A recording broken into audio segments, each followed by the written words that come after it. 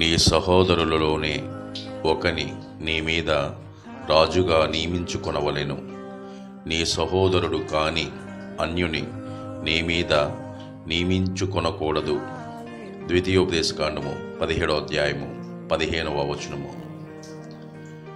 నీ దేవుడైన యెహోవా నీకు అనుగ్రహించు దేశములో నీవు దీర్ఘాయుష్మంతుడు అగునట్లు నీ తండ్రిని నీ తల్లిని సన్మానించుము.